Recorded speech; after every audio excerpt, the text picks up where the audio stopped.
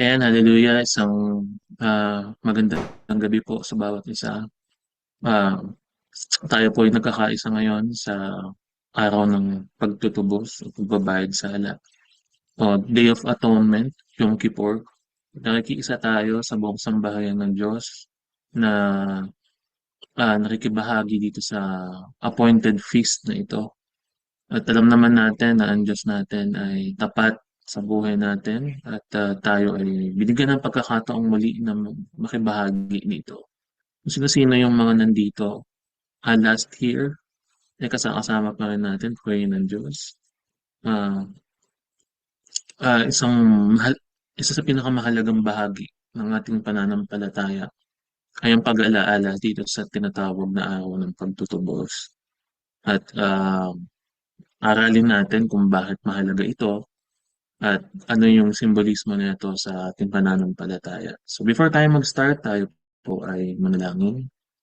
Hallelujah.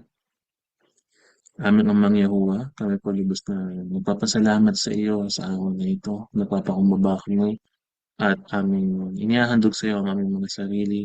Kami nagpapasiyasa sa aming mga puso at isip sa katawan na ito, Ama, na yung ah, binili. Hallelujah. Salamat po, Ama. At linisin mo nga po kami, ang aming mga puso, ang mga isip, ang aming mga budhi, Ama, sa lahat ng uri ng kasamaan, kasalanan, karamihan, Ama, na nakikita mo nga po ang aming mga buhay, dala mo po ang aming mga puso na nagmamahal sa iyo at nais makasunod sa iyo. Just pray na samahan mo kami ngayon sa aming pag-aaral ng mga salita at sa aming pag-aaral patungkol dito sa Day of Atonement, Yom Kippur, na siyang tinakda mong araw ng pamamahinga para sa amin. Ngayon. Salamat po sa aming mga pag-aayuno, pagpa-fasting, bigyan mo nga po kami ng kalakasan at kiniklaim na namin ng victory. We can do all things through Yahushua. At alam namin na itong bahaging ito ah, ah, ng yugto ng aming mga pananampalataya at pakikibahagi sa araw ng pagtutubos ay niloob mo para sa amin. Hindi upang pahirapan kami, kundi upang alalahanin na kami makasalanan. Ah, Bagamat kami ay nilinis na ng aming Panginoong Yahushua, kami ay makasalanan sa pamamagitan ng mga hindi sinasadyang mga pagkakasala. At alam namin na hindi namin kayang iligtas ang aming mga sarili, hindi namin kayang bayaran ang aming mga kasalanan sa aming sarili lamang, kung hindi sa pamamagitan ng iyong sinugo na si Yahushua na siyang naging handog para sa amin. Salamat po.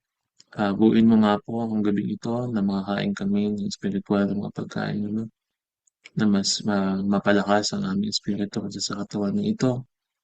At katawan namin ito mahina, nakakasakit, nakikita mo, at nalalaman namin lahat na hindi ito permanente at ang permanenteng bagay ay yung aming mga spiritual na buhay.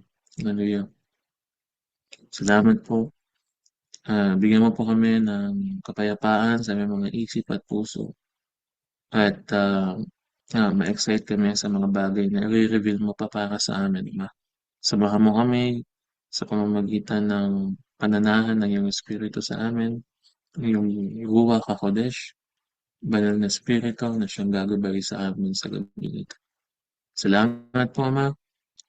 Ang karunungan ay sumamin lahat, kapayapaan, pag-ibig mo. Madama namin ang iyong presensya, madama namin ang iyong pagsama sa aming kalagitnaan. At ito na nga ang aming dalangin sa pangalan ng buktong na anak na si Yeshua. Amen. Yan, sige, tayo ay ah, simulan na. Panginoon ng Diyos, hindi naman lingid sa atin na Day of Atonement ngayon, which is araw ng pag-aayuno. At nitong mga nakaraang araw ay na-prepare na tayo, no, sa araw ng pag-aayon. At it's quite different ito sa lahat ng feast. Kasi itong feast na ito ay hindi ka kakain. Ayan. So, hindi tayo mag-intake ng kahit na ano. Kaya, ah, kaya ngayon, aralin natin ano nga ba yung ibig sabihin nitong mga nitong feast na ito. Meron akong hinandang PowerPoint. Yung pray ng Diyos. Ika-seconds ka na.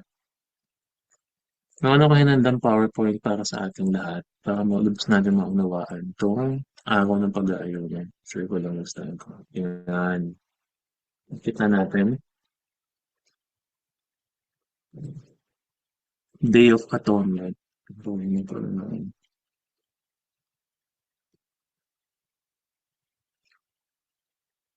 So, handa na ba tayo? Simula na tayo. So, Day of Atonement sa Hebrew ay ah, Yom Kippur. Sa Tagalog niyan ay araw ng pagtutubos. Atonement meaning pagtutubos o pagbabayad o pag-aalis ng kasalanan. Paglilinis. Yan, atonement.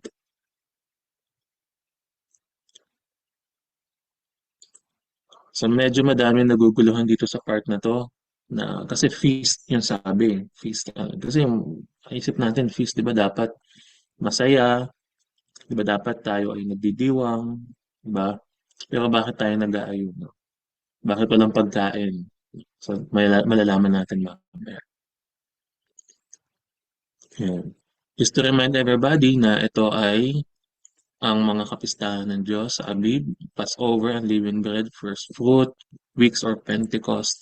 At sa Fall ay yung Trumpets, which is kakatapos lang natin, yung 24, September 24. And tapos Day of Atonement, is araw ng pagbabayad sala. Ayan. Then Tabernacle. Yung next natin is Tabernacle. Pero ngayon, nandito tayo ngayon sa Day of Atonement o araw ng pagbabayad sala. Yan. Mabilis lang to kasi magbabasa tayo mamaya ng madami. May mga babasahin tayong mga verses. Yan.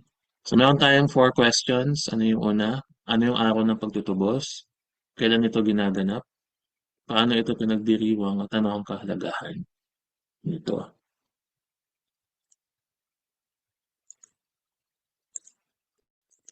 Sagutin natin yung number 1. Sabi dito, ano yung araw ng pagtutubos? According dito sa Leviticus 23 to 27 to 32, sabi dito, ang ikasampung araw ng ikapitong buwan ay araw ng pagtutubos sa kasalanan. Sa araw na iyon, ng inyong banal na pagtitipon, mag-ayuno kayo at mag-alay ng pagkaing handog. Huwag kayong magtatrabaho sa araw na iyon sapagkat iyon ay araw ng pagtubos ng kasalanan, sa kasalanan. Ito ay sa gawa bilang pag-utos sa pagtubos sa inyong pagkakasala sa harapan ni Yahuwah na inyong Diyos. Ang hindi mag-aayuno sa araw na iyon ay titiwalag sa sambahayanan ng Diyos. Upok sa ingko sa harapan ng madla ang sinumang magtrabaho. Kaya huwag kayong magtatrabaho sa araw na iyon. Ito ay batas na dapat ninyong sundin sa habang panahon saan man kayo naroroon. Sa araw na iyon, kayo ay dapat magpahinga. Ayan. At huwag kayong magtatrabaho mula sa gabi ng ikasyam na araw hanggang sa kinabukasan ng hapon. Ayan. At mag-aayuno kayo sa mga araw na iyon. Ayan. Pray ng Panginoon. Ayan. So dito muna tayo, no? Ah, nakikita natin dito, mga kapatid, na sinasabi na ang ang tema ng araw ng Day of Atonement o araw ng pagtutubos ay ang pag-aayuno talaga o hindi pagkain. Yan. Hindi naman in-specify kung anong klaseng pag-aayuno yung gagawin, 'di ba? Pero ang sabi diyan, afflict your soul. Ibig sabihin, i-afflict natin yung ating mga kaluluwa o isang ah, kumbaga pagdadalamhati. Pagdadalamhatiin natin yung ating mga katawan na ito. Yan. At makikita natin dito na ito ay sumisimbolo sa pagbabayad ng kasalanan o pagtubos sa mga pagkakasala. Yan. So to give us a clear picture regarding dyan, mga kapatid, Actually, mababasa natin ito mamaya sa Book of Hebrews. Pero bigyan ko na lang kayo ng idea. Alam naman natin na wala naman libre sa mundong ito. Lahat binabayaran, di ba? Kahit yung kasalanan, may bayad din yung kasalanan. Hindi siya libre na pwede tayong magkasala tapos wala tayong pananagutan. Sinasabi sa Roma 6:23 na ang kabayaran ng kasalanan ay kamatayan. Di ba? Kaya kailangan ang Israel ay ah, nabayan ng Diyos ay magbayad ng kanilang mga kasalanan sa pamamagitan ng paghahandog, mga kapatid. Ang paghahandog na ito ay tinatawag na Day of Atonement. Ito ay yung pagbabayad ng Israel sa kanilang kasalanan sa buong isang taon. Ayan. So dito ginaganap yung pagpasok ng punong pari doon sa kabanal-banalan ng Diyos at doon siya naghahandog, no, nagwiwisik ng dugo ng kambing. Ayan. So dito, makikita natin na may dalawang uri ng kambing na ihahandog. Una, yung ililigaw doon sa ilang. Pangalawa, yung papatayin kaya handog doon sa tetlo, mga kapatid. At makikita natin, no, ah, bakit yung isa ililigaw sa ilang, tapos yung isa ihahandog sa templo, mga kapatid. Papatayin, ibig sabihin yung isa. Yung isa kasi sumisimbolo sa pagbabayad, yung pinapatay. Yun yung tutubos. Yung, yung papatayin. Pero yung ililigaw, yun kasi ay yung papasan ng mga kasalanan ng buong Israel. Magkaiba yung tutubos sa papasan. Ayan. Kaya kung babasahin natin dito sa Leviticus 16, sabi dito, ayan, sabi na diyan sa 6 hanggang 10, ihahandog niya ang toro para sa kasalanan niya at kanyang sambahayan. Pagkatapos dadalhin ng dalawang kambing sa harapan ni Yahuwah sa may pintuan ng tolda ng tipanan. Sa pamamagitan ng palabunutan, so meron pang no, meron pang palabunutan kung sino yung pipiliin doon sa dalawa na kambing. Kung alin sa dalawa ang para kay Yahuwah at alin ang para kay Azazel. Azazel, ito ay ang tawag dyan, scapegoat. Scapegoat yan, yung Azazel. Ang para kay Yahuwah ay papatayin at ilaalay tulad ng karaniwang handog sa kasalanan. Ngunit ang para kay Azazel ay buhay na ihahandog sa akin bilang pagtubos sa kasalanan sa kapakakawalan sa ilang para kay Azazel. Ayan. So yung una, maghahandog si Aaron. Si Aaron kasi yung punong pare nung panahon na yan. So siya yung may karapatang pumasok doon sa kabanal-banalan sa Day of Atonement. Isang araw lang kasi yan sa isang taon ginaganap, Day of Atonement, mga kapatid. At doon daw, maghahandog siya ng batang toro para sa kasalanan niya. Kasi nagkakasala din si Aaron, di ba? Gayon din ng kanyang buong sambahayan.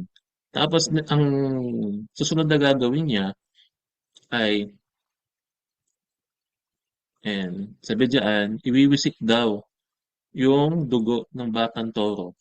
Kasi yung pagwiwisik ng dugo ng batang toro doon sa kabanal-banalan o doon sa tinatawag na Ark of the Covenant, yung kasi yung mercy seat o kabanal-banalan trono dito sa lupa. Yun yung simbolismo nun.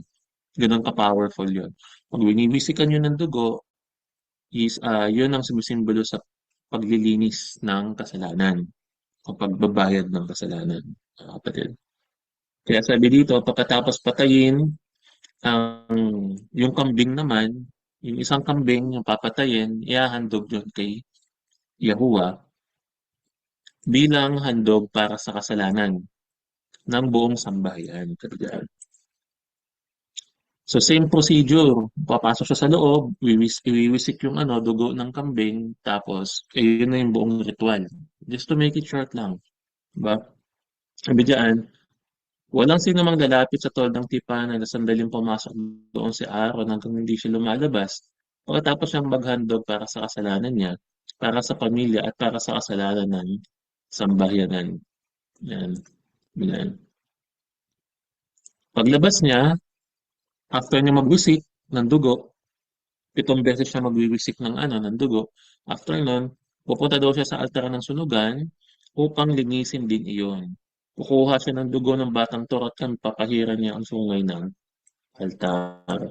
Sa pamamagitan ng kanyang daliri, 7 beses niyang wiwisikan ng altar upang ito'y pabanalin at linisin sa kasalanan ng mga Israelita. Ayan. So dahil sa karumihan ng Israelita, is kailangan pabanalin at linisin ang sa kasalanan ng mga Israelita yung kabanal-banalan. Tapos after nun, yun ang ikalawang kambing. Ang gagawin sa ikalawang kambing ay ah, ipapatong ni Aaron yung kanyang mga kamay sa ulo nito at ipapahayag ang lahat ng kasamaan, kasalanan, pagsuway ng sambahayanan ng Israel. Sa gayon, masasalin sa hayop ang lahat ng ito. So yun yung difference. Yung isa, ihahandog doon sa templo bilang pagbabayad ng kasalanan. Yung isa is dadasalan nila upang i-confess o ipahayag yung kasalanan ng buong sambahayanan ng Israel. Tapos malilipat doon lahat ng kasamaan ng Israel, mga kapatid. Malilipat doon, tapos dadalhin yun ng kambing doon sa ilang. Kasi ililigaw siya doon sa ilang. Ayan, yun yung difference noon. Diba? So yung isa, sasalinan ng kasalanan, ng kasamaan. Diba? Yung isa naman, pambayad. So parehas yun. Magkaiba kasi yun, di ba? Magkaiba. Paano naging magkaiba? Yung isa, mag-aalis ng ano kasamaan sa isang tao. Yung isa naman, magbabayad ng kasalanan ng isang tao. Nakuha natin. Yung isa, ah, para matanggal yung kasamaan ng Israel, ililipat to sa kambing. Yung isa naman, para bayaran yung kasalanan ng Israel, papatayan doon sa templo. Okay? Naunawaan po, mga kapatid. Ayan.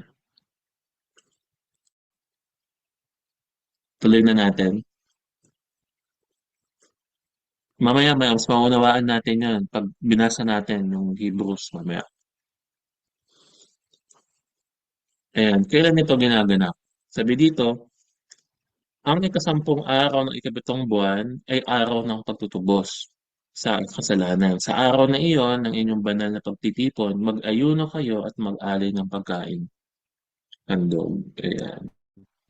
Kung mapapansin natin, kung babasahin natin yung Leviticus 23, mababasa yan dito sa, ayan. So, ang sabi diyan, sa ikasampung araw ng ikapitong buwan. So, ang ikasampung araw ng ikapitong buwan, ah, kailan yun mangyayari? Siyempre, para ma-compute natin yun, yung unang araw kasi ng ikapitong buwan is yung araw ng Feast of the Trumpets. Ito unang araw ng ikapitong buwan. So, bibilang ka lang dyan ng siyam, diba? Unang araw, 1, 2, 3, 4, 5, 6, 7, 8, 9, 10. Diba? So, kailan yung papatak? Papatak yun ng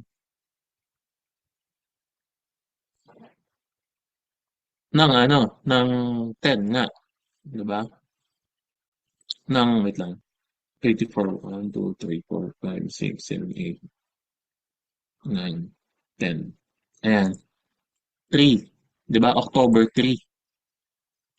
October 3 ito yun, October 3 yun mangyayari sa araw ng kinabukasan.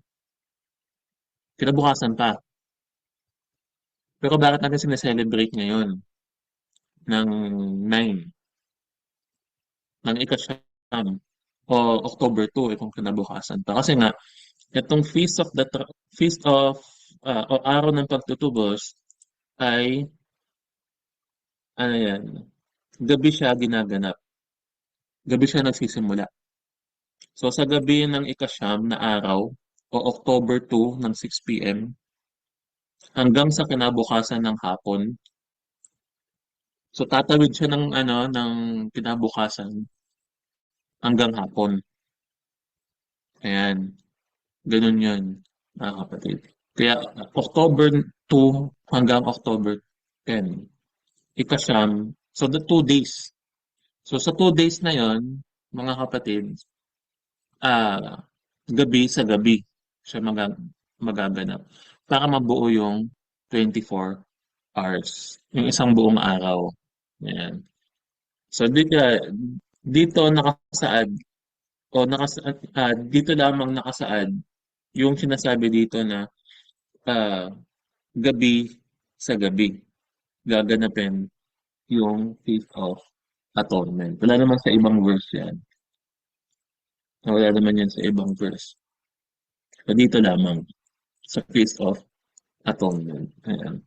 Tsaka yung ano, yung Feast of ano, ah Passover, 'di ba? 6 p.m. din 'yan. Yun yung mga ano, mga feast na ginaganap ng gabi. Mm. Pero hindi ibig sabihin nun, yung bilang ng araw nagsisimula sa gabi. Ayan. Yung bilang ng araw nagsisimula sa umaga. Pero may mga special na feast na nasisimula talaga sa gabi. Pero tatawid siya kasi. Gaya nito. Ayan. Yung ginaganap kasi doon sa Israel ngayon, which is yung by tradition na tawag, is yung tradition ng according sa Talmud tradition. Kaya ang lahat ng ginagawa nila, yung bilang nila ng araw, gabi nagsisimula. Ngayon, tuloy natin. Sabi dito, kailan ito ginaganap? So, okay na tayo dito. Ikasampu ng ikapitong buwan. Pero magsisimula siya ng ikasyam ng gabi, tapos matatapos siya ng hapon. Diba? Ibang date na yun. So, hindi gabi, hapon. Sabi ng hapon, kinabukasan, alas 6.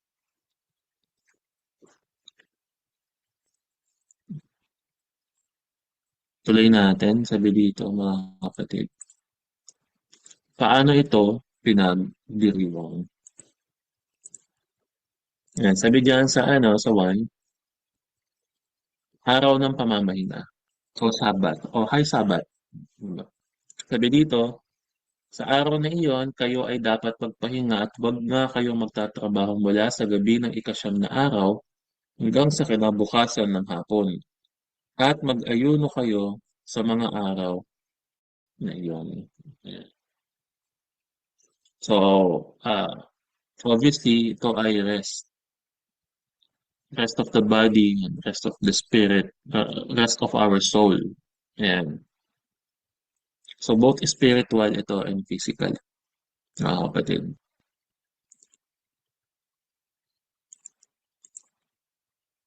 Number 2, banal na pagpupulong. So, meron ditong gawain. Ang ikasampung araw, ikapitong buwan, ay araw ng pagtutubos sa kasalanan. Sa araw na iyon, ay inyong banal na pagtitipon. Ayan. Mag-ayuno kayo at mag-alay ng pagkain. Nandun. So, mayroong banal na pagkakatipon. Ayan, gaya ng ginagawa natin ngayon.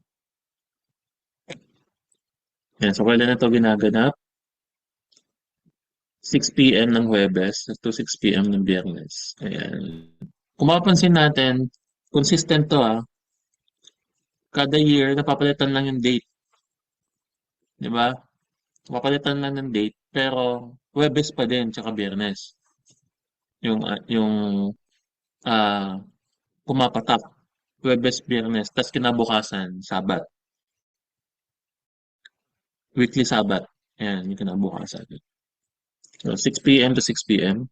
Sa araw na yon, kayo ay dapat magpahinga at huwag kayong magtatrabaho. Ayan. Number 4, pag-aayuno. Ito yung pinaka-main na dapat gawin. Huwag kayong magtatrabaho sa araw na iyon sapagkat iyon ay araw ng pagtubos sa kasalanan, sabi diyan. Ito ay sasagawa bilang pagtubos sa inyong pagkakasala sa harapan ni Yahuwah na inyong Diyos. Ayan.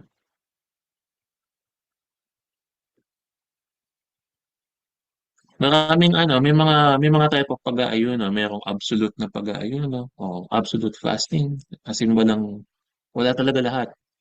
Tubig tsaka pagkain, solid tsaka liquid, wala. Meron din namang water na water lang, mga kapatid. Na doon naman sa may karamdaman, pwede rin na skyflakes lang, ganun. Ayan. Pero yung kung fit naman yung katawan natin, okay naman tayo, mga kapatid. We tried the absolute fasting. We should do pala the absolute fasting kasi yun ah, yung highest na form of fasting. As in wala talaga, walang kahit ano. And pero kung kayo ay for example, kayo ay buntis, kailangan kumain, kailangan na at least magkaroon ng tubig o may iinumin, puwede din mga kapatid. Ito ay tema. Ang sentro ng feast na ito ay yung pag-aayuno natin mga kapatid. Unawaan po ba? Number 5, pag-alaala sa sakripisyo ni Yahushua. Ayan yung main, ayan yung shadow ng Yom Kippur. Yung pag-alaala sa sakripisyo ni Yahushua. Sa Hebrews 10:10 sabi dito, at dahil sinunod niya ang kalooban ng Diyos, tayo ay ginawang banal ni Yahushua na ating Mesaya sa pamamagitan ng mensanang paghahandog ng kanyang sarili. At iyon ay sapat na. Sa pamamagitan ng sacrifice niya sa kanyang sarili, which is isang beses lang niyang ginawa, mga kapatid, sapat na yon para sa lahat ng tao. So hindi na yon, kaya wala ng mga physical na paghahandog dahil natapos na nung panahon ni Yahushua, nung inihandog niya yung kanyang sarili. So, mamaya babasahin natin yan kung ano yung ibig sabihin natin na ah, magkakonekta ba yung paghahandog ng mga punong pari noon sa ginawa ni Yahushua. Babasahin natin yan later. So yun yung 5 na, na dapat nating, kung paano natin siya gagawin. Kung makikita nyo, di ba dapat maghahandog pa yon. Dapat may handog na gagawin pa yung mga Israelita. Handog na susunugin. Which is hindi na natin ginagawa dahil nga sa pamamagitan ng sacrifice ni Yahushua.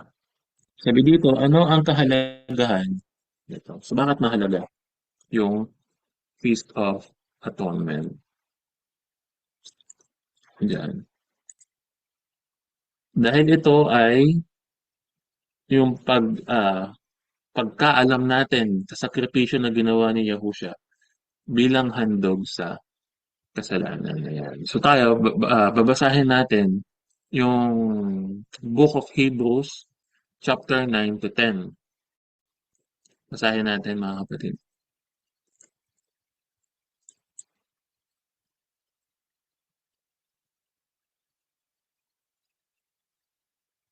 And sabi dito sa 9, ang naunang tipan ay lakayan natin mga kapatid.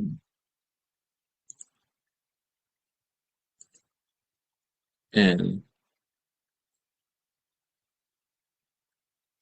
ang naunang tipan ay may mga alituntunin sa pagsamba at may sambahang ginawa ng tao. Itinayo ang isang tolda na may 2 bahagi. Ang una ay tinatawag na dakong banal at naroon ang ilawan, ang hapag, at ang mga tinapay na handog sa Diyos. Yan. Ang ikalawa ay na, nasa kabila ng pangalawang tabing na tinatawag na dakong banalan. Naroon ang gintong altar na sunugan ng insenso at ang kaban ng tipan o Ark of the Covenant na nababalutan ng ginto. Nasa loob ng kaban ang sisidlang ginto na may lamang mana, ang tungkod ni Aaron, na nagkakaroon ng usbong, at ang mga tagpias ng bato na kinasusulatan ng tipan. At sa ibabaw ng kaban ay mayroong kirubin na nagpapakitang naroon ng Diyos. Nilililiman ng mga pakpak ng mga kerubin ng luklukan ng awa. Ngunit hindi ngayon ang panahon para ipaliwanag ng isa-isa ang lahat ng ito. Ganoon, ganoon ang pagkakaayos sa loob ng kanilang toldang sambahan. Ang mga pari ay pumapasok araw-araw sa unang bahagi upang ganapin ang kanilang tungkulin. Ngunit tanging ang pinakapunong pari ang nakakapasok sa ikalawang bahagi. At ito'y minsan lamang niyang ginagawa sa loob ng isang taon, which is Day of Atonement. Siya ay may dalang dugo at inihahandog sa Diyos para sa kanyang mga kasalanan, ayan, at para sa kasalanan na hindi sinasadyang nagawa ng mga tao. Sa pamamagitan ng mga ito, maliwanag na itinuturo ng Espiritu Santo na ang daang papunta sa dakong kabanal-banalan ay hindi pa bukas habang nakatayo pa ang unang bahagi ng tolda. Ayan. So, kailangan mapunit daw mo yung unang bahagi ng tolda. Nung ano yung tabing doon. Simbolo lamang iyon ng mga tumutukoy sa kasalukuyang panahon, ang mga kaloob at mga handog na iniaalay ay hindi nakapagpapalinis ng budhi ng mga sumasamba. Oo. Ayan. Ang paglilinis nila ay nauukol lamang sa pagkain at inumin at sa iba't ibang bahagi ng uri ng paglilinis, mga alituntunin panlabas lamang na iiral hanggang sa baguhin ng Diyos ang lahat ng bagay. Ayan. So, walang tunay na repentance at pagsisisi. Panlabas lamang. Ngunit dumating si Kristo, na ang ating pinakapunong pari ng mabubuting bagay na narito na. At siya naglilingkod doon sa sambahang higit na dakila, walang katulad at hindi ginawa ng tao. Ang sambahang iyon ay wala sa sanlibutan ito. Minsan lamang siyang pumasok, minsan lamang pumasok si Kristo sa lakong kabanal-banalan at iyon ay sapat na. Hindi dugo ng mga kambing at guya ang kanyang hinihandog, kundi ang sarili niyang dugo upang magkaroon tayo ng walang hanggang kaligtasan. Kung ang dugo ng mga kambing at toro at ang abo na dumalagang baka ang iminiwisik sa mga taong tinuturing na madumi upang sila luminis ayon sa kautusan, higit na nagagawa, higit ang magagawa o nagagawa ng dugo ni Kristo. Sa pamamagitan ng walang hanggang espiritu, inialay niya sa Diyos ang kanyang sarili bilang handog na walang kapintasan. Ang kanyang dugo ang lumilinis sa ating mga budhi sa mga gawang walang kabuluhan upang tayo makapaglingkod sa Diyos na buhay. Hallelujah. Kaya nga si Kristo ang tagapamagitan ng bagong tipan. Sa pamamagitan ng kanyang kamatayan, ipinatawad ang paglabag ng mga tao noong sila'y nasa ilalim pa ng unang tipan. Dahil dito makakamtan ng mga tinawag ng Diyos na walang hanggang pagpapala na kanyang ipinangako. Kapag may testamento, kailangan mapatunayang patay na ang gumawa noon, sapagkat ang testamento ay walang bisa habang buhay pa ang gumawa. Magkakabisa lamang iyon kapag siya'y namatay na. Maging ang naunang tipan ay pinagtibay sa pamamagitan ng walang dugo. Matapos ipahayag ni Moises sa mga tao ang bawat alituntunin ng kautusan, kumuha siya ng dugo ng mga baka at mga kambing at hinaluan niya iyon ng tubig. Kumuha siya ng pulang lana at kumuha siya ng pulang lana at sanga ng hisopo at sinawsaw iyon sa dugo na may halong tubig. Winisikan ng aklat ng kautusan at ang mga tao. Kasabay nito'y kanyang sinabi, ito ang dugong nagpapatibay sa tipan na ibinigay ng Diyos at ipinag-utos niya na tuparin ninyo. Winisikan din niya ng dugo ang tolda at ang mga kagamitan ng pagsamba. Ayon sa kautusan, halos lahat ng bagay ay nililinis sa pamamagitan ng dugo. At kung walang pag-aali ng dugo, ay walang kapatawaran sa kasalanan. Ang mga bagay sa sambahang iyon ay larawan lamang na nasa langit. Yan. At kinakailangan linisin sa pamamagitan ng mga handog. Ngunit higit na mabubuting handog ang kinakailangan sa paglilinis ng mga bagay sa sambahayan ng langit. Sapagkat si Kristo ay hindi pumasok sa dakong banal na ginawa ng tao at larawan lamang ng tunay na sambahan. Sa langit mismo siya pumasok at ngayon nasa harap na siya ng Diyos at namamagitan para sa atin. Ang pinakapunong pari ng mga Hudyo ay pumapasok sa dakong banal taon-taon na may dalang dugo ng mga hayop. Ngunit si Kristo ay minsan lamang pumasok upang ihandog ang kanyang sarili. Kung hindi gayon, kailangan sanang paulit-ulit na siya'y mamatay mula pa ng hikain ng sanlibutan. Subalit minsan lamang siyang nagpakita. Ngayon magtatapos na ang panahon upang pawiin ang kasalanan sa pamamagitan ng handog na kanyang inialay. Itinakda sa mga tao ang minsan lamang mamatay pagkatapos ay paghukom. Gayon din naman si Kristo ay minsan lamang inihandog upang pawiin ang mga kasalanan ng mga tao. Siya ay muling darating, hindi upang muling ihandog dahil sa kasalanan, kundi upang iligtas ang mga nag-aantay o mga naghihintay sa Kanya. Hallelujah. Sa 10, sabi dito, ang kautusan ay anino lamang at hindi lubos na naglalarawan ng mabubuting bagay na darating. Hindi ito napapabanal sa mga lumalapit sa Diyos sa pamamagitan ng mga handog na iniaalay taon-taon. Kung napatawad na nga ang mga lumalapit sa Diyos sa pamamagitan ng ganoong uri ng paghahandog, wala sana silang aalalahanin pa tungkol sa kanilang mga kasalanan at hindi na sila kailangang mag-alay pang muli. Ngunit ang mga alay na ito ay nagpapagunita sa mga tao ng kanilang mga kasalanan taon-taon. Sapagkat ang dugo ng mga toro at ang mga kambing ay hindi makakapawi ng mga kasalanan. Dahil diyan, nang si Kristo'y naparito sa daigdig, sinabi niya sa Diyos, ang mga pang-alay, pati mga handog at ang mga hayop na susunugin, hindi mo ibig sa dambana dalhin.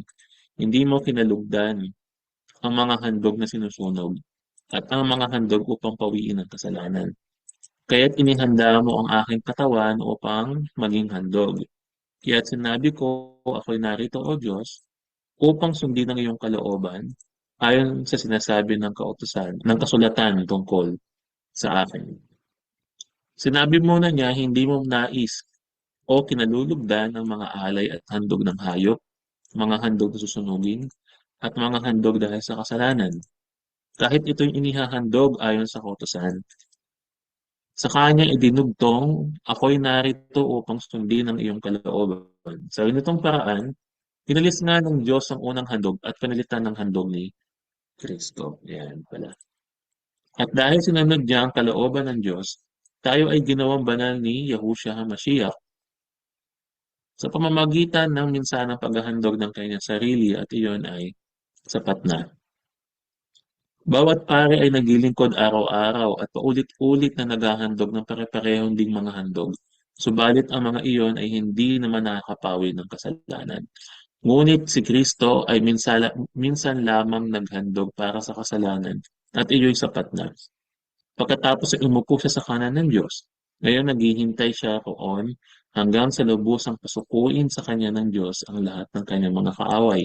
Sa makatuwid sa pamamagitan lamang ng isang paghahandog, ay kanyang ginawang ganap ang magpakailanman ang mga nililinis ng Diyos. Ang Espiritu Santo ay nagpapatotoo rin sa atin tungkol dito na sinabi niya, ganito ang gagawin kong tipan sa kanila pagdating ng araw na iyon, sabi ng Panginoon. Itatanim ko sa kanilang mga puso ang aking mga utos at isusulat ko ang iyon sa kanilang mga isip. Pagkatapos sinabi pa niya, kalilimutan ko na ang kanilang mga kasalanan at kasamaan sapagkat ipinatawad na ang kanilang mga kasalanan. Hindi na kailangan pang maghandog dahil sa kasalanan. Ayan. Ayan. Basahin na natin ang buo.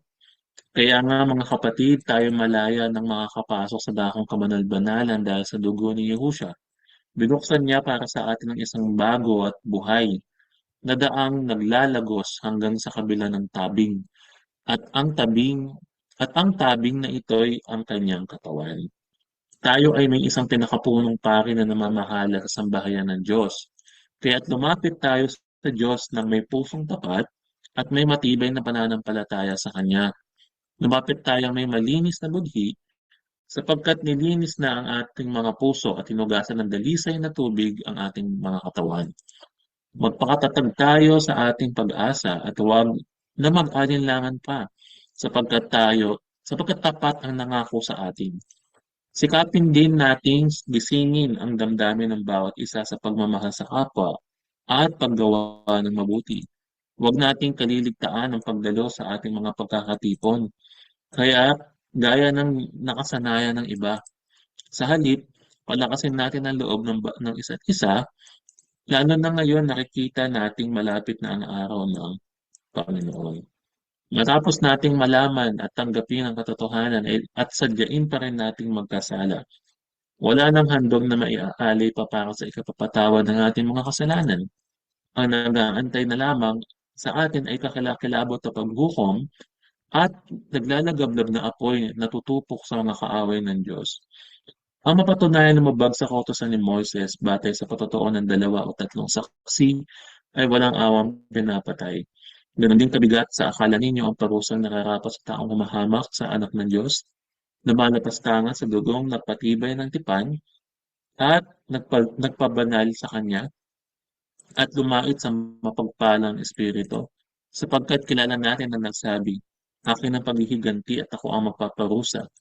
At siya rin ang nagsabi, hahatulan ng Panginoon ang kanya-kanyang bayan, ang kanyang bayan. Kakilakilabot ang mahulog sa kamay ng Diyos na buhay.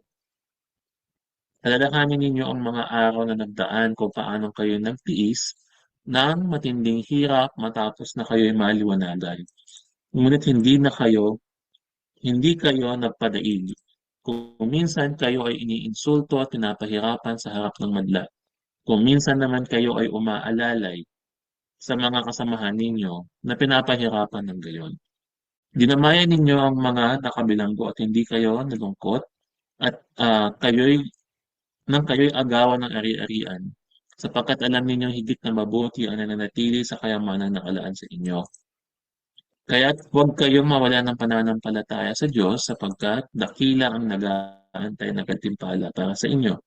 Kinakailangan kayong magtiis upang masunod ninyo ang kalooban ng Diyos at matanggap ninyo ang kanyang ipinangako sapagkat kaunting panahon na lamang, hindi na magtatagal at darating ay darating na. Ang matuwid kong lingkod ay mabubuhay sa pamamagitan ng pananampalataya. Ngunit kung siya'y tatalikod, hindi ko siya kalulugdan. Ngunit hindi tayo kabilang sa mga tumatalikod at napapahamak kundi sa mga may pananampalataya at nagliligtas. Hallelujah. Purihin ng Diyos. Ayan. Grabe ang ating na grabe yung wisdom ng Hebrews 9 and 10, mga kapatid. Hindi ko alam kung bakit hindi ito napag-uusapan sa mga churches. Hindi ko alam kung bakit hindi ito pinag-uusapan sa mga pagkakatipon, mga kapatid. Pero kung titingnan natin na hindi naman talaga nawala yung paghahandog, napalitan lang ng paghahandog na ginawa ni Yahusha. Kasi kahit nandun na siya sa langit, naghahandog pa rin naman siya, mga kapatid. Kung makikita natin, hindi ito isang ritual na ginagawa lang natin tuwing October, September, tapos babalik na tayo sa kasalanan. Hindi ganoon gumawa o ang ginawa ni Kristo sa atin.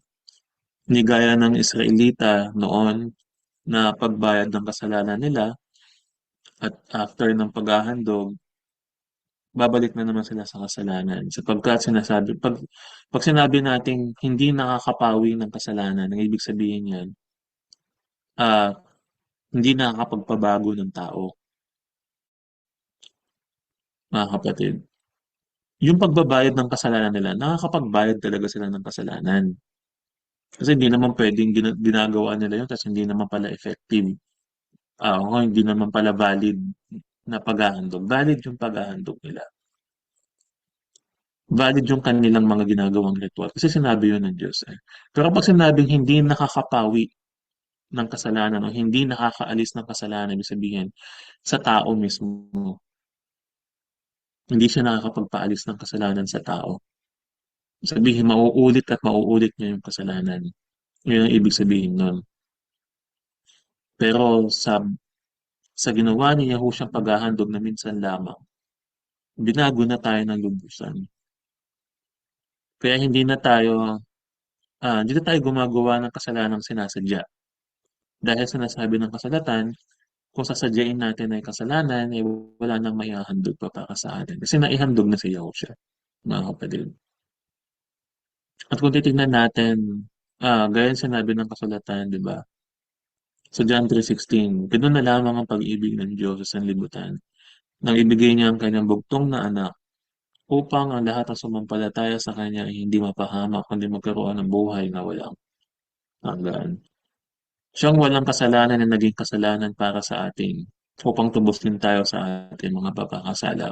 Sinasabi din ng unang Korinto na tayo ay binili sa isang halaga, kaya ihandog natin ang ating sarili sa Diyos, mga kapatid. At ang pinakamainam na handog, according sa Romans 12:1, ang ating mga sarili. Ito ay ah, handog na sapat at handog na isang mabangong handog para sa Diyos. Handog natin ang ating mga sarili at gawin natin itong banal. Okay, sapagkat tayo ay templo ng Diyos na buhay, mga kapatid. At kung titingnan natin, ah, mga kapatid, no, ah, gaya ni Yahushua, si Yahushua yung pinakapunong pari natin. Siya yung naghandog ng kanyang sarili para sa atin. Tayo naman, ginawa tayong mga pari din. Mga pari, spiritual, sa spiritual na templo, which is yung katawan natin. So ano yung maihahandog natin? Mga mabubuting mga gawa, mga pagsamba, mga pagpupuri sa Diyos, mga kapatid. Kaya sa araw na ito, sa gabing ito, hanggang sa kinabukasan, mapuno tayo ng pag-aalaala. So kung paano tayo namumuhay sa mundong ito. Tayo ba ay namumuhay according sa kalooban ng Diyos? Kung ano man yung mga kahinaan natin, magpasiyasat tayo sa ating Diyos. Kung ano man yung mga kasalanan natin, idalangin natin sa Diyos. Ano ba sabi ng Panginoon sa 1 John 1:9, di ba? Kung tayo banal, tapat, nalalapit sa Kanya, siya ay banal at tapat na mapagpapatawad sa atin. Mga kapatid, tandaan natin, yung mga paghahandog ay para doon sa mga kasalanang hindi sinasadya. Lagi nating iisipin yun. So, ibig sabihin, mga kapatid, may mga kasalanan na talagang hahantong sa kamatayan at may mga kasalanan naman na hindi hahantong sa kamatayan. So, hindi pala talaga pare-parehas yung kasalanan. Kasi sabi ng iba, pag kasalanan, pare-parehas lang ang kasalanan pa din. May kasalanang hindi sinasadya. At may kasalanan naman na sinasadya. At yung kasalanan sinasadya natin, yun ang maghahatid sa atin sa mga kasalanan na hahantong sa kamatayan, mga kapatid. Kaya lagi tayong, ah, hindi naman minsan sa isang taon lang tayo humihingi ng tawad sa Diyos, di ba? Hindi lang naman minsan sa isang taon, hindi naman taon-taon pumapasok si Yahushua doon sa templo sa langit para maghandog ng kanyang sarili, mga kapatid. Ang sabi niya doon, binasa natin, next na baba niya, hindi na siya maghahandog ng kanyang sarili. Ano yung next na gagawin niya? Ililigtas niya na tayo sa paghuhukom. Kaya sabi dito sa last natin na verse, pagliligtas sa atin sa araw ng paghuhukom. Sa Revelation 20, verse 11 to 15, sabi dito, pagkatapos ito ay nakita ako ang isang malaking tronong puti at ang nakaupo doon. Naglaho ang lupa at langit at sa kanyang harapan at hindi na nakita pang muli. Nakita kong nakatayo sa harap ng trono ang mga namatay, maging dakila at hamak, at binuksan ng mga aklat. Binuksan ng isa pang aklat at ang aklat ng ah, binuksan ng isa pang aklat ang aklat ng buhay. Pinatulan ng mga patay ayon sa kanilang ginawa. Batay sa nakasulat sa mga aklat. Iniluwa ng mga Iniluwa ng dagat ang mga patay na naroon, iniluwa din ng kamatayan at daigdig ng mga patay, ang mga patay na nasa kanila, pinatulan ang lahat ayon sa kanilang mga ginawa. Pagkatapos ay itinapon din sa lawa ng apoy ng kamatayan at daigdig. Pagkatapos ay itinapon din sa lawa ng apoy ang kamatayan at ang daigdig ng mga patay. Ang lawa ng apoy ay ang pangalawang kamatayan. Ang sino mang hindi nakasulat ang pangalan sa aklat ng buhay ay itinapon sa lawa ng apoy. Yan. Sa pagbabayad ng sala, sa pagbabayad ng kasalanan natin sa pamamagitan ni Yahushua, sa pagpasok natin sa tipanan, mga kapatid, tayo ay merong assurance na tayo ay nasa libro ng buhay, mga kapatid. Kaya nga pagdating ng huling paghukom, kung tayo haharap sa Diyos, mga kapatid, ay hindi tayo matatakot sapagkat kilala natin kung sino ang tumubos sa atin. Ang nakakatakot doon, pag hindi mo kilala kung sino yung tumubos sa'yo. Ang, ang nakakatakot din doon, no? Yung parte na sinabi ng Panginoong Yahushua sa Mateo. Sabi niya, lumayo kayo sa akin, kayong mga gumagawa ng kasamaan, sapagkat hindi ko kayo nakikilala. Yung akala mo nakasulat yung pangalan mo sa libro ng buhay, pero wala ka pala doon. Yung akala mo sapat na lahat ng ginagawa mo sa lupa, ng ah, mga ginagawa mong sa tingin mo para sa Diyos.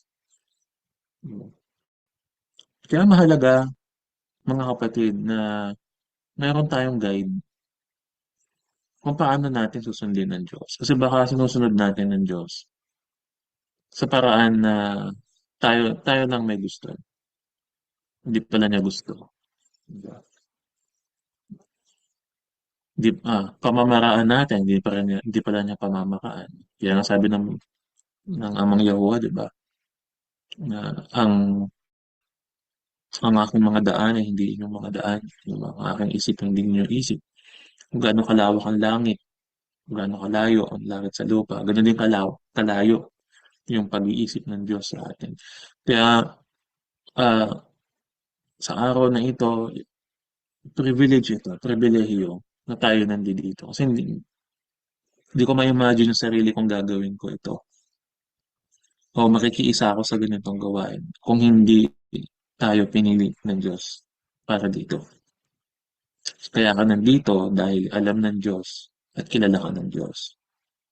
Sabi doon sa Ephesians 1,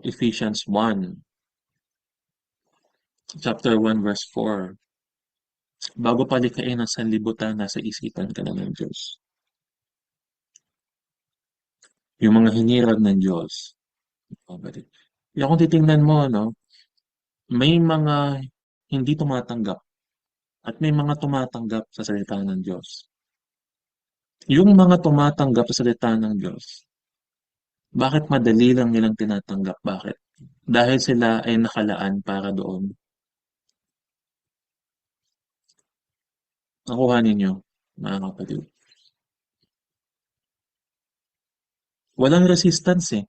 Hindi ka magre-resist na, bakit ko gagawin yan? Lumang tipan na yan, di ba? Sa Israel lang yan. Di ba nga ganong resistance? Hindi siya, hindi siya ganon yung dating. Pag dumating yung salita ng Diyos, pag narinig nila yung kanya, yung tinig ng kanilang pastol, sabi ni Jehovah, di ba? Kilala ko ang aking mga pastol. Kilala ko ang aking mga tupa. At kilala nila ang aking boses, di ba? Aking tinig. At sila susunod sa akin. So, ganun tayo. Nung narinig natin ito, hindi ito mahirap tanggapin. Bagkus, yung worry pa nga natin, paano ba yung mas magaganap po ito ng tama? Ganun nga yung yung nasa isip natin, di ba? Hindi yung, ba't ko pagaganapin ito? Hindi ganun tayo mag-isip, why? Kasi pinili tayo ng Diyos para dito. Pinili tayo ng Diyos para maunawaan tong bagay na ito. So, ibig sabihin, kahit na maraming tinawag ang Diyos, iilan lang talaga ang pinili ng Diyos, mga kapatid. Iilan lang talaga ang pinili ng Diyos, hindi lahat. Lahat merong chance na maligtas. Lahat, available naman para sa lahat ng kaligtasan. Pero pag sinabing pinili ka ng Diyos para dito, ibig sabihin, nasa isip na ng Diyos na gagawin mo ito. Nakukuha ba natin, no? Parang ano yan, eh. Parang,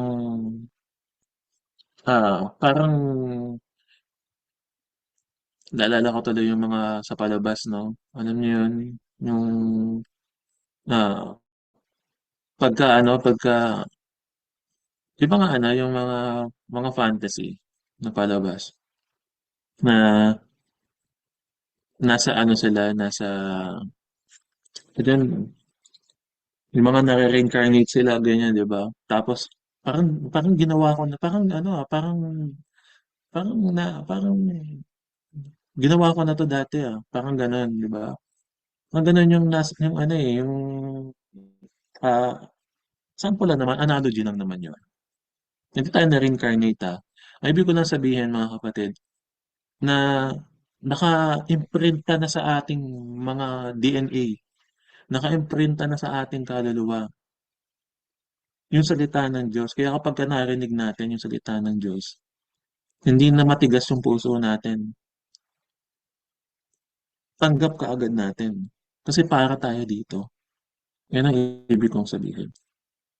Mga kapatid. Kaya, kaya ngayong ano, kung makikita niyo yung Passover, di ba, sa Passover, hindi yung para sa lahat eh, yung Passover. Hindi yung pwede a-attend ka sa Passover nang hindi ka tuli. Why? Kasi para yon sa mga sambahayan ng Diyos, yung Passover. At itong mga feast na ito, hindi ito isang bagay na para alalahanin lang. Hindi. Ito ay isang bagay na pinagdiriwang natin, ginaganap natin dahil ito ay bahagi ng pananampalataya natin. Bahagi ng kaluluwa natin. Bahagi tayo na ito. Kapatid. Kaya wag nating iisipin ah, na nakikisali lang tayo dito. Hindi. Hindi ka nakikisali lang dito dahil ikaw ay tinadhana ng Diyos para dito. Kapatid. Kung ang tawag doon ay predestination, predestined, or we are destined para dito. Gumawa ang Diyos ng paraan para marinig mo yung ganitong katuroan. So sinadya ng Diyos, sabi ng Panginoon, di ba? Wala makakalapit sa anak kung hindi loobin ng Ama. At hindi makikilala ng tao ang Ama kung hindi ipakilala ng anak. So lahat ng bagay na ito ay binigay ng Diyos para sa atin. Kaya anuhin din natin, naisin din natin na yung iba din na-experience yung na-experience natin, mga kapatid. Tandaan natin, iba yung, ito bigyan ko lang kayo ng idea. Ah, iba yung kasama ka sa nag-iipon, sa, kung, sa tupa, magkaiba yon. Yung pagkasama ka sa nag-iipon, sabi ni Yahusha, na, kumbaga, kung ano yung ginawa mo, 'di ba, sa mga pinakamaliit kong mga kapatid na ito ay ginawa mo na rin sa akin. Pag bahagi ka ng katawan, ibig sabihin ah, bahagi ka ng identity ni Yahusha. Bahagi ka ng identity niya. Bahagi ka ng kanyang mga gagawin at mga ginagawa, mga kapatid. Kaya nga sinasabi ng kasulatan, sinungaling ang sinong nagsasabing kilala ko siya pero hindi ginagawa ang kanyang mga sinasabi o kanyang mga tinuturo. Kung tunay nga na kilala natin at tayo nasa Panginoong Yahushua, ang nasabi ng kasulatan sa 2 John, ano sabi doon, ay dapat tayong lumakad ayon sa pagkalakad niya.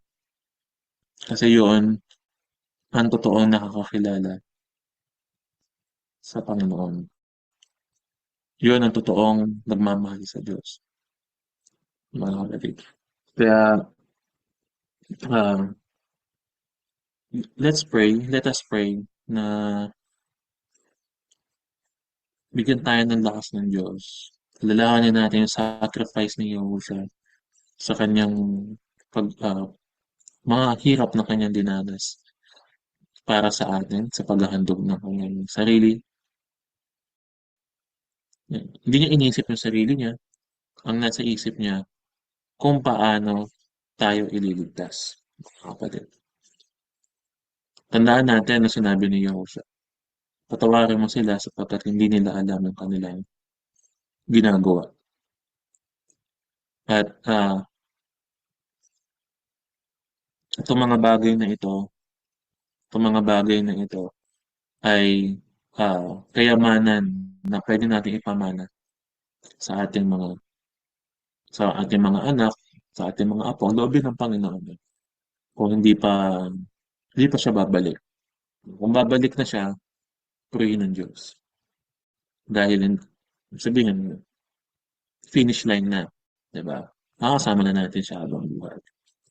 Kaya ayun mga kapatid, siguro tayo ay manalangin na para sa pagtatapos na itong gawain. Hallelujah.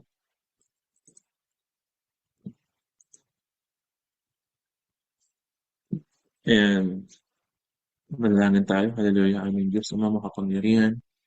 Kami po nagpapasalamat, Ama, ah, sa mga words na na-receive namin. Tunay nga na hindi lamang sa tinapay nabubuhay ang tao, hindi sa bawat salitang nagmumula sa iyong mga bibig.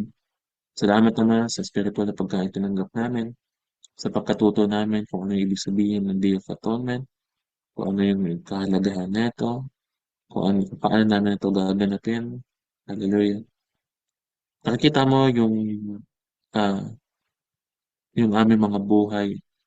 Ito ay isang bukas na isla sa iyong harapan na kami po ay lumadalangin sa iyo na tulungan mo po kami na mapalakas ang espiritu at matalo ang katawan na ito.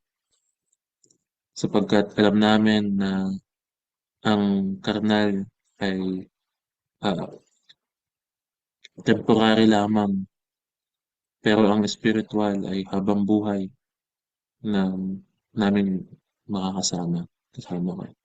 Salamat po, Ama. Tanggalin mo nga sa isip namin, sa puso namin lahat ng mga kasamaan, kasalanan. At tulungan mo po kami na sa aming pagpa-fasting, makayanan namin na hanggang kinabukasan ng hapon ay ah, dala namin yung kalakasan na nagmumula sa iyo sa pamamagitan ng aming Panginoong Yahushua. Kaya mo nga din na makapagpahinga kami ng lubusan sa gabing ito upang magkaroon kami ng lakas sa kinabukasan. Ingatan mo nga po ang bawat anak mo na nagtitiwala at naghihintay sa iyo. Bigyan mo nga po kami ng kagalakan sa aming mga puso, sa aming mga pag-aalaala at aming mga pag-awit, pagpupuri sa iyo. Hallelujah. Sabahan mo nga po kami. At bigyan mo nga po kami ng ah, kapayapaan, ng madama namin ng iyong pag-ibig at pagsama sa aming kalagitnaan. Hallelujah. We are excited, Ama, sa mga gagawin mo pa sa buhay namin at sa mga magaganap pang mga feast, especially doon sa Feast of Tabernacles. Hallelujah.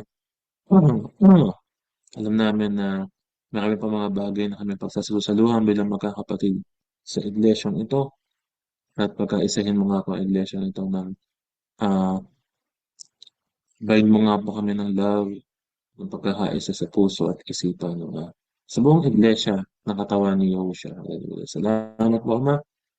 Minamahal ka namin, sinasamba ka namin, pinupuri ka namin. Sa pamamagitan ng iyong bugtong na anak at ang aming samot kailangan. Amen. Kaya po yung mga kapatid, isang magandang gabi po sa bawat isa. Makapagpahinga po tayo ngayon. Baka bukas malakas tayo.